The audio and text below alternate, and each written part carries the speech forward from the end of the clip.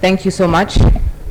It's a pleasure to be here joining the presentation focused on gender equality. I am so inspired by my speaker's words and encouraging us as women to use our power, and also for the ministry and the government to make sure they have the right strategies and models in place to support gender equity in the sector, but also in general, in terms of well-being of women. The theme of my talk is going to focus on the future. I think my Madam Director has clearly laid out what the issues today are and how we can improve them. So I want us to take a more long-term lens and look into the future. Think about the next years, from the United Nations Sustainable Development Goals 2030 to the decarbonization agenda of 2050, also including the African Union Agenda 2063 vision for an Africa we want, which looks into the year 2063. So as Madam Director has highlighted, women are a key part of the population. Women in most countries and across the world make over 50% of the population. Women are producers, they're workers, they keep the domestic environment and the home together. Women are also carers, they're educators and they're planners, whether in formal or informal ways. Gender is also a human rights principle. So in thinking about the future, 10 years ahead, 20 years ahead, it's important to understand we won't be able to achieve our sustainable development goals, whether in energy and the environment, in agriculture, in economics, or in terms of good governance and the development of our countries, if we don't ensure that women are equally included at all levels and in all sectors of our society. I want to focus specifically on the United Nations Sustainable Development Goals number 5, which focuses on gender equality, calling for equal participation of women in all realms of political, economic, and public life, and for women to have equal opportunities in decision-making and leadership. All the goals are linked, but I also want to focus on sustainable goal number 10, which is about reducing social, economic, and political inclusion for everyone.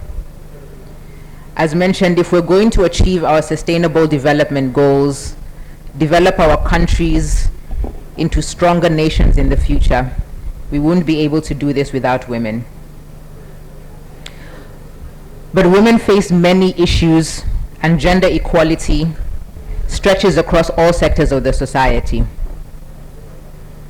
Particularly in terms of education, even though enrollment numbers are improving for girls and women in schools, we see this number dropping off the higher in education you get. So primary school education enrollments are improving, but by secondary school, for many reasons, cultural beliefs, teenage pregnancy, women drop lower in enrollment numbers, and in tertiary education and in university, women enrollment numbers are also much lower than they need to be to build the skills required for a strong economy and for gender equality. As Madam Director also highlighted, in the world of work, there's a lot of discrimination and inequality as well. Women in particular are very poorly represented at leadership levels. While we are seeing improvements in hiring and promotion of women in junior and middle management, as we go higher up the ranks of the organization, we see fewer women numbers, fewer women in senior leadership, fewer women in decision making, and fewer women in the executive and board positions of organizations. Women are also underrepresented not only in the economy and in the world of work, but in politics as well. Africa has only seen two now female presidents, and we are still to see the achievement of the 30%, preferably 50% representation of women in parliament and across governance in our different political structures.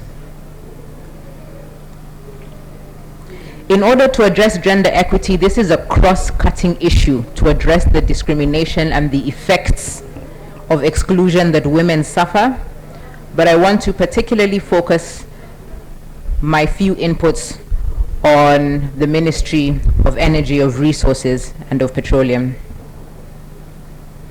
Firstly, there's a number of benefits for including women, not only as necessary for future development, but research also shows diversity in general improves innovation and ideas, creativity towards finding solution to the challenges we face, as well as boosting innovation to open new markets, create new products and services, and new models for leadership.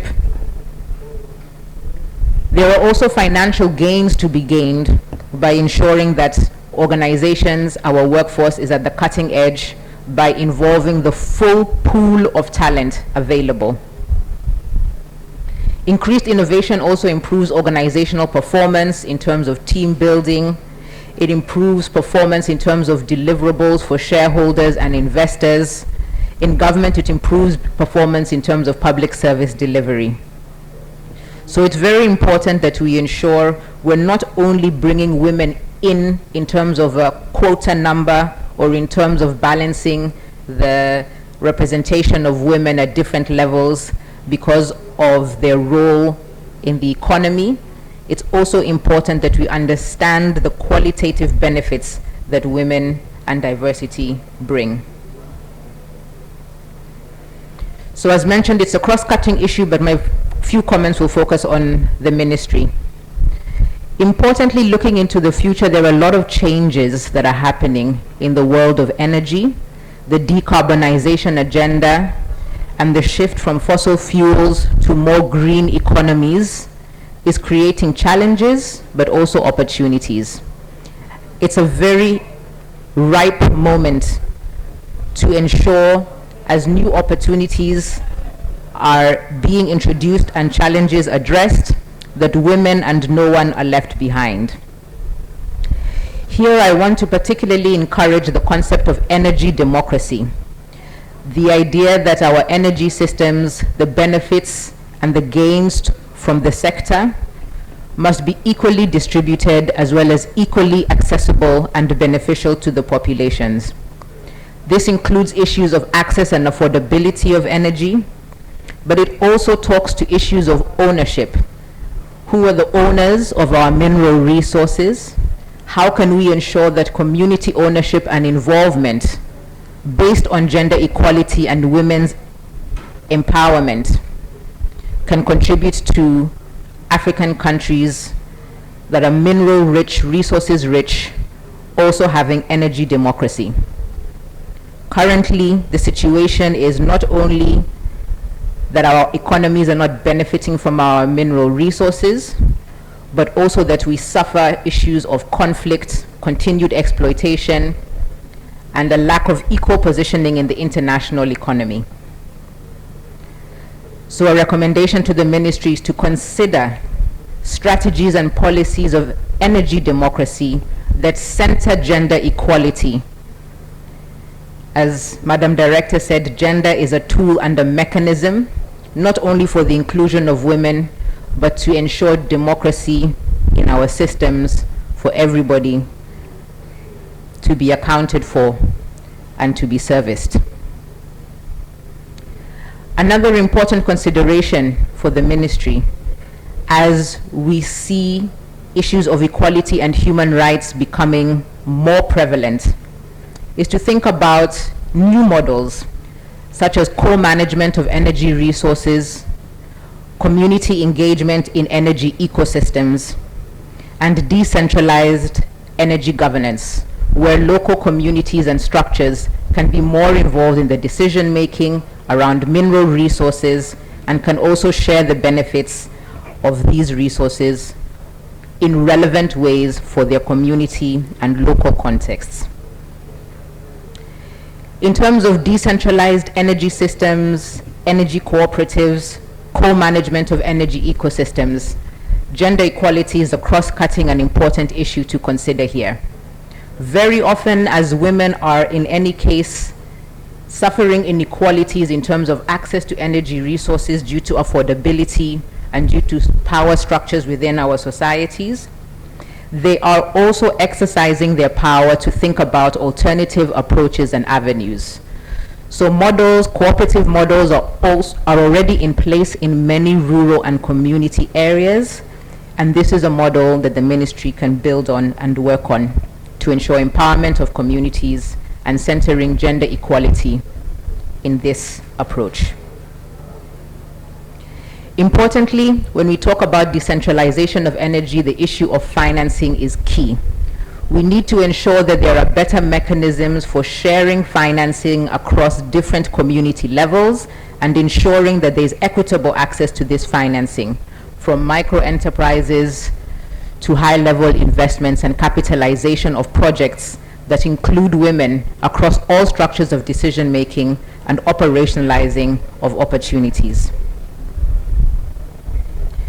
In addition to improving financing and equitable access to financing, it's critical that the ministry works with all departments of government to ensure that the policies and the legislative requirements are in place to support gender equity, to also ensure energy democracy is built and sustained across the communities. I was very pleased to hear Madam Director encouraging women to engage in leadership training, boosting their skills and their capacities in order to play a role. We can highlight the issues, we can also highlight the benefits of gender equality, we can call on government and business to include women, but importantly, the agency lies in women themselves and in all of us as we work to ensure inclusive and democratic societies. In order for us to exercise this agency, education and skills is very important. But not just any education and skills. The right education and skills to allow women to access the opportunities available. This includes skills in science, technology, engineering, and maths, but also cross-cutting skills such as innovation, entrepreneurship, leadership, and management. As we work towards improving skills access for women, the role of the education sector needs to be in partnership with the aspirations for the Ministry of Energy, so that the skills being developed at school are in line with the new opportunities and jobs that can be created in the energy system currently, but also in the shifts towards green economies and decarbonized societies. I want to conclude my few comments with a focus on the just energy transition. From a futures perspective, we're very interested in tracking what the new models might be that can emerge from new ways of looking at energy. We're very keen to ensure that through mentorship, supportive leadership, policies and programs, but also cross-border networks, so that Cote d'Ivoire works with Guinea, Guinea works with Nigeria, Nigeria works with South Africa, and the African Union as a body of member states can coordinate Africa-wide responses and policies is critical. In terms of ensuring we address these issues, it's important to remember that we need to work now in the short term, but also plan for the long-term future. In the short term, we can have advocacy, we can improve skills and financing, In the long term, the issues we need to address are around socialization, how we educate our human resources, but also how we structure our societies to be better accommodating of gender equality. Key industries that are strong in the economy, create jobs, and are also at the forefront of new futures have a critical role to play. And I hope that as we gather in this meeting, we can think of how partnerships and collaboration can strengthen the work across the different sectors of government. Thank you so much.